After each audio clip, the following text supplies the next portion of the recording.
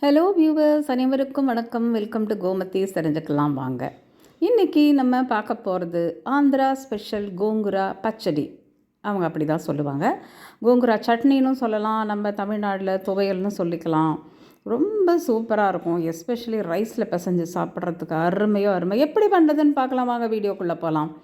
புளிச்ச கீரை ஒரு பெரிய கட்டு வாங்கி வச்சுருக்கேன். நல்லா ஃப்ரெஷ்ஷாக இருக்குது. இதை நம்ம இலை இலையாக ஆயப்போகிறோம். அந்த ஸ்டெம்மு யூஸ் ஆகாது. அதனால் நம்ம அது இலை இலையாக ஆஞ்சிடுவோம். இதில் நிறைய விட்டமின்ஸ் இருக்குது, மினரல்ஸ் இருக்குது, ஃபைபர் நிறைய இருக்குங்க. அதனால் வெயிட் லாஸ் பண்ணணும்னு நினைக்கிறவங்க இதை அதிக அளவில் சேர்த்துக்கலாம். இது இலை இலையாக ஆஞ்சி வச்சுக்கோங்க. இது நம்ம ஹைபிஸ்கஸ் சப்டரிஃபா அப்படிங்கிறது பொட்டானிக்கல் நேம்.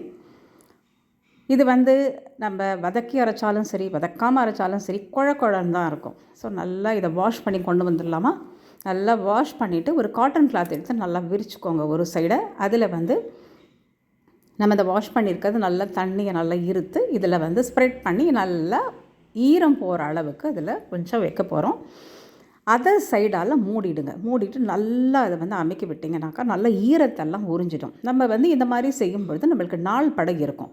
இதை நம்ம அப்படியே கூட நம்ம வாஷ் பண்ணிவிட்டு வதக்கிடலாம், வதங்கிடும். பட் ஸ்டில் அந்த ஈரம் இல்லாமல் வதக்கும்பொழுது நம்மளுக்கு நாள் படகு இருக்கும், ரொம்ப டேஸ்டியாகவும் இருக்கும். இப்போ இது நல்லா ஈரம் உறிஞ்சிடுச்சு. இதை நம்ம என்ன பண்ணலாம், இப்போ ஒரு கடாயை ஹீட் பண்ணுவோம். ஒரே ஒரு டீஸ்பூன் நல்லெண்ணெய், ஒரு டீஸ்பூன் வெந்தயம், 3 டீஸ்பூன் கருப்பு உளுந்து சேர்க்குறேன். கருப்பு உளுந்து இல்லைன்னா வெள்ளை உளுந்து சேர்த்துக்கோங்க. உளுந்து சேர்க்கலைன்னா கூட பரவாயில்ல, பட் நான் இது சேர்த்துருக்கேன், ரொம்ப டேஸ்டியாக இருக்கும். 2 டீஸ்பூன் தனியா விரை போட்டுட்டு நல்லா வறுக்கணும். நம்மளுக்கு எப்படி துவையலுக்கெல்லாம் வறுக்கிறோம் அந்த மாதிரி இதை நல்லா ரோஸ்ட் பண்ணிவிடுங்க. ரோஸ்ட் பண்ணிவிட்டு இது கூட மிளகாய் சேர்க்குறோம். மிளகாய் அவங்க காரம், இது ஆனால் கொஞ்சம் காரமாக இருந்தால் தான் நல்லாயிருக்கும். ஸோ ஒரு 25 மிளகா சேர்க்குறேன்.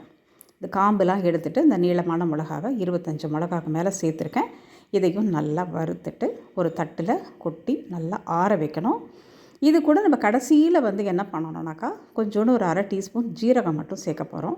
இது இந்த சூட்லேயே போட்டு நம்ம வதக்கணுங்கிற அவசியம் இல்லை, நல்ல மருந்து வாடை வந்துடும். அதனால் நம்ம இப்போது இந்த 1/2 டீஸ்பூன் ஜீரகத்தை சேர்த்து கலந்து விட்டுடுவோம். 1/2 டீஸ்பூன் பெருங்காயப்பொடி இதையும் சேர்த்துருவோம். கல் பெருங்காயம் இருந்தால் முதல்ல அந்த எண்ணெயிலே பொரிச்சுட்டு அப்படியே வறுத்துடலாம். நான் பொடி சேர்க்கறதுனால கடைசியாக சேர்த்துருக்கேன். இப்போ இன்னும் 2 டீஸ்பூன் எண்ணெயை விட்டுப்போம். இப்போ இந்த புளிச்ச கீரையை நல்லா க்ளீன் பண்ணி எடுத்து வச்சுருக்கோம் இல்லையா, வாஷ் பண்ணி தொடச்சி இதை வதக்கணும். அடுப்பை லோவில் வச்சுக்கோங்க. இது வதக்க ஆரம்பிக்கும் பொழுதே இலை கலர் மாறும். ஷ்ரிங்கானவொடனே கலர் சேஞ்ச் ஆகிடும். இது கொஞ்சம் அப்படியே ஒரு 2 to 3 மினிட்ஸ் வதக்கினீங்கனாக்கா இலை டக்கு டக்கு டக்குன்னு சொல்லி நம்ம அவ்வளோ பெரிய கட்டு கீரை ஆஞ்சோன்னாக்கா ஒரு கைப்பிடி அளவில் வந்துடும். அவ்வளோதான். பாருங்கள், இப்போ கலரும் நல்லா டார்க்கஸ்ட் ப்ரௌனாக ஆகிடுச்சு.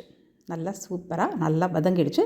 இதை அப்படியே வச்சுடுங்க, நல்லா ஆறட்டும். ஓகே, இப்போ நம்ம ஏற்கனவே வறுத்து வச்சுருக்கிற நம்ம இந்த மிளகா இதெல்லாம் நம்ம மிக்ஸி ஜாரில் போட்டு பொடிச்சு கொண்டு வந்துடுவோம்.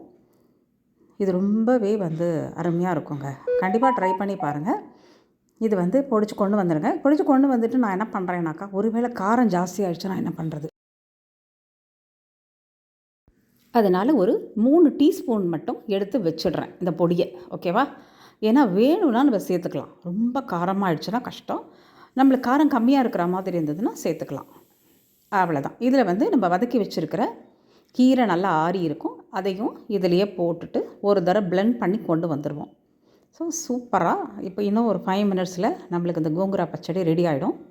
இதை பிளெண்ட் பண்ணி கொண்டு வந்துடுங்க. ஒரு திருப்பி நம்மளே அரைஞ்சிடும். அவ்வளோதான். பாருங்கள், செம்மையாக ரெடி ஆகிடுது. இப்போ ஜஸ்ட்டு நம்ம தாளிப்பு ஒன்று கொடுக்கணும்.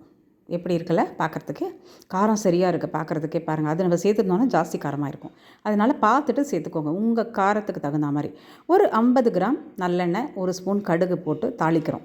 இதனால் வெடிச்சப்புறம் 2 வரமிளகாவை கிள்ளி போடுறேன். இந்த மிளகாவும் உங்களுக்கு எக்ஸ்ட்ரா வேணால் 2 எக்ஸ்ட்ரா போட்டுக்கலாம். ஒரு கொத்து கருவேப்பிலை நல்லா தாளிச்சிட்டு இந்த நம்ம அரைச்சி வச்சுருக்கிற விழுதை இதில் சேர்த்துடலாம். சேர்த்துட்டு ஒரு தரம் லைட்டாக வதக்குங்க. இது கூட நம்ம மஞ்சள் பொடி உப்பு மட்டும் சேர்க்கணும், பாக்கி இருக்குது. கல் உப்புனாக்கா சேர்த்து அரைச்சிக்கலாம். தூள் உப்பு இந்த உப்பு சேருங்க. ஸோ கெடாமல் இருக்கும், நாள் பட இருக்கும். ஓகேவா?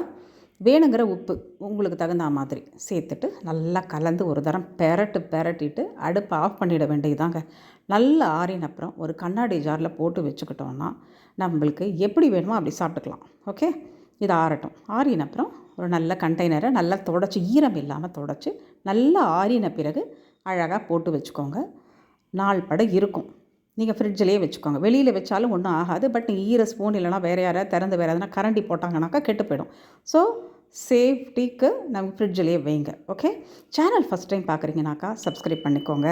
பெல் ஐகானை கிளிக் பண்ணி ஆல் அப்படிங்கிற ஆப்ஷனை கிளிக் பண்ணி வச்சுக்கோங்க. எனக்கு எப்போதும் போல் சப்போர்ட் பண்ணுங்கள்.